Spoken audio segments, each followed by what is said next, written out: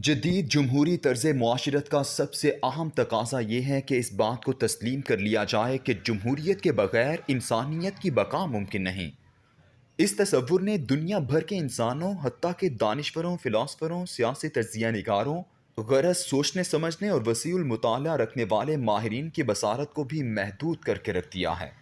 لوگ اب معاشروں کو اچھے برے، ظالم مظلوم، جابر انصاف پسند یا خیر اور شر کی بنیاد پر تقسیم نہیں کرتے، بلکہ جمہوری اور غیر جمہوری معاشروں کی بنیاد پر انہیں پرکھتے، تولتے اور جانچتے ہیں۔ ایک جمہوری معاشرہ، خواہ اس میں انصاف نام کا کوئی تصور نہ ہو، اقلیتیں دن رات ظلم کی چکی میں پس رہی ہوں، مگر عالمی برادری اس کے ظلم، جبر، قتل اور بدماشی اس لیے معاف کرتی چلی جائے گی کیونکہ اس ملک میں ایک جمہوری تسلسل ہے۔ کبھی فوج نے وہاں آئین نہیں توڑا اور کوئی طالع اسباب وہاں کبھی برسر اقتدار نہیں آیا۔ بھارت اور اسرائیل ایسے جمہوری معاشروں کی روشن مثالیں ہیں۔ اسی طرح اگر آج کے دور میں کسی بادشاہت یا ڈکٹیٹرشپ میں لوگ خوشحال ہوں، انصاف کا بول بالا ہو، اجتماعی اور انفرادی زندگی خوشگوار ہو، پوری دنیا سے لوگ وہاں آ کر رزق کما رہے ہوں، مگر ان سب کے باوجود یہی عالمی برادری ایسے ملکوں کو حقارت اور نفرت سے دیکھے گی کیونکہ وہاں حکمرانی کے لیے جمہوریت کی سیڑھی استعمال نہیں ہوئی۔ سنگاپور، قطر، بحرین، مسقط اور عمان اور متحدہ عرب امارات ایسے خوشحال معاشرے اس کی شاندار مثالیں ہیں۔ ان ملکوں میں جمہوریت نام کو نہیں، مگر خوشحالی، امن اور انصاف بے شمار ہے۔ ان خلیجی ریاستوں میں امن، خوشحالی اور انصاف کی عموماً یہ دلیل دی جاتی ہے کہ یہ امن تیل کی دولت کی خوشحالی کی وجہ سے ہے، جو لوگوں کو جرم سے روکتی ہے۔ نائجیریا کے پاس ان تمام خلیجی ریاستوں کے کل ملا کر تیل کے ذخائر سے زیادہ تیل موجود ہیں، لیکن اس ملک میں جمہوریت کی برکات کی وجہ سے نائجیریا میں کرپشن ایک مسلسل رویے کے طور پر نظر آتی ہے۔ دنیا کے بددیانت ترین ممالک کی فہرست جو 180 اقوام پر مشتمل ہے، اس میں نائجیریا 143ویں نمبر پر ہے۔ یہ وہ بدقسمت ملک ہے جو تیل اور گیس کی دولت سے بھی مالا مال ہے اور وہاں فیڈرل جمہوری نظام بھی نافذ ہے، مگر اس ملک کی 40% عوام خطہ غربت سے نیچے زندگی گزار رہی ہے۔ گزشتہ سال یعنی مارچ 2019 میں تقریباً 70 لاکھ افراد ایسے تھے جو قحط سالی اور خانہ جنگی کی وجہ سے بے گھر ہوئے، اور تیل کی دولت سے مالا مال اس جمہوری ملک میں یو ایس ایڈ کی ادارے امن کے لیے خوراک فوڈ فار پیس نے انہیں خوراک فراہم کی۔ ان تمام حقائق اور جمہوری معاشروں میں ظلم، تشدد، اقلیتوں پر جبر و استبداد، بھوک، بیماری، بدحالی، کرپشن اور لوٹ مار کے باوجود آپ جدید مہذب دنیا کے دانشوروں کے ہجوم میں بھی کبھی جمہوریت یا جمہوری نظام کے خلاف ایک فقرہ بول کر دیکھیں۔ سب آپ پر ایسے ٹوٹ پڑیں گے جیسے آپ نے کوئی گالی دی ہو۔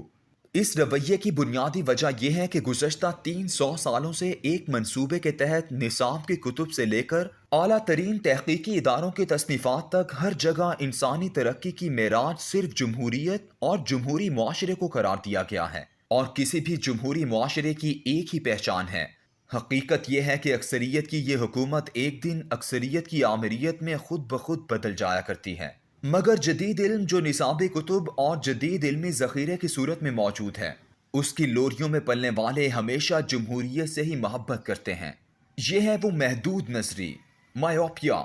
یا سوچنے اور مشاہدے کی سرنگی بصارت۔ دنیا میں ازل سے لے کر آج تک انسانی تاریخ میں حکمرانی کے دو نظریات ہمیشہ سے ایک دوسرے سے متصادم رہے ہیں۔ ایک ایسی بادشاہت کا نظریہ جو ذاتی اقتدار، توسیع سلطنت اور غلبے کے لیے قائم ہوتی ہے۔ فرعین مصر اور نمرودان عراق سے لے کر دارا اور سکندر تک سب ایسی ہی حکومتوں کے نقیب تھے۔ یہ حکمران خود ہی قانون بناتے، توڑتے اور خود ہی جیسا چاہتے انصاف کرتے، جبکہ دوسرا نظریہ حکمرانی وہ تھا جسے اللہ نے پیغمبروں کے ذریعے پیش کیا۔ اس کے مطابق اس کائنات کو اللہ نے تخلیق کیا ہے، اور یہ اللہ ہی کا حق ہے کہ اس دنیا پر اس کے حکم کو نافذ کیا جائے۔ دنیا میں انہی دونوں نظریات کی بنیاد پر آج تک آداب حکمرانی کی بے شمار کتب تحریر ہوتی چلی آ رہی ہیں اور رہنمائی کے اصول مرتب ہوتے رہے ہیں۔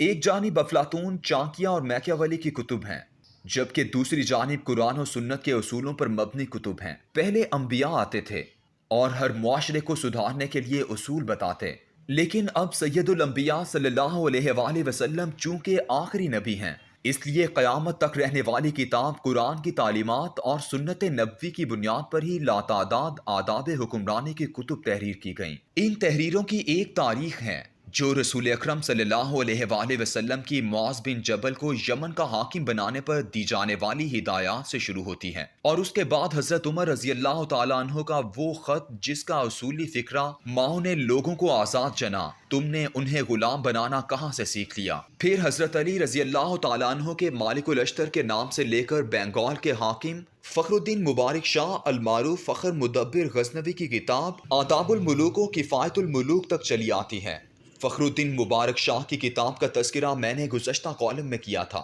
جس میں اس نے کسی بادشاہ کو اللہ کا سایہ اسی صورت میں گردانا ہے جب وہ امن اور انصاف قائم کرے۔ آج اس کتاب کا یہ اقتباس ملاحظہ ہو جس میں اس نے حکمران کی ذمہ داریاں گنوائی ہیں۔ احکام شرع میں سے چند امور بادشاہوں کی ذات اور ان کے فرمان سے متعلق ہیں، مثلا جمعہ اور عیدین کا خطبہ، حدود و جہاد کا تعین، خراج اور صدقات لینا، جنگ کرنا، فریقین کے درمیان جھگڑے کا فیصلہ کرنا، مقدمے سننا، ملک کو دشمن کی افواج سے محفوظ رکھنا، لشکروں کو ترتیب دینا، لڑنے والوں کی روزی کا انتظام کرنا، رعایا کی بھلائی کے لیے مختلف احکام صادر کرنا، مختلف سزاؤں کا نافذ کرنا، عوام میں انصاف کرنا اور مظلوموں کی داد رسی کرنا۔ رسول اکرم صلی اللہ علیہ وآلہ وسلم کی حدیث ہے، ایک گھڑی کا انصاف 60 سالہ عبادت سے بہتر ہے۔ ایک اور جگہ آپ صلی اللہ علیہ وآلہ وسلم فرماتے ہیں، اللہ تعالیٰ کے نزدیک ایک پل کا انصاف اس شخص کی عبادت سے بہتر ہے جس نے مسلسل 60 سال تک راتیں نماز میں گزاریں اور دن کو روزے رکھے ہوں۔ علاوہ ازیں مفسدوں کی بیخ کنی کرنا، مختلف بدعتوں اور ناپسندیدہ کاموں کو مٹانا، لوگوں کو دولت و زندگی، ان کی عورتوں اور جائیداد پر ظالموں کی دست درازی کو روکنا، اپنی رعایا کی غمخواری اور ان کے لیے روزی مہیا کرنا، بیت المال کا مال ان مستحق لوگوں پر صرف کرنا جن کے بارے میں اللہ جل جلالہ نے قرآن کریم میں فرمایا ہے، خیرات، فقراء، مساکین اور صدقات وصول کرنے والے کارکنان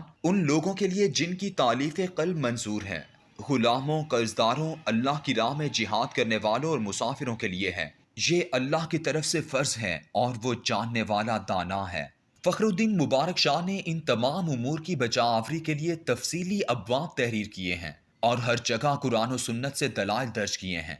اللہ کے احکامات کی تابع حکومت میں جہاں انصاف کی بالادستی اہم ہے، وہاں جواب دہی کے لیے بالاتر ذات الہی کا خوف بھی ہے، لیکن جدید جمہوری معاشرے کی ترقی کے بنیادی پیمانوں میں صرف اور صرف جمہوری تسلسل اہم ہے۔ عوام کی حاکمیت کا قیاس اس بات کا ہدف ہے، خواہ اس حاکمیت کے پاؤں تلے اقلیت چیونٹیوں کی طرح مسلی جا رہی ہو۔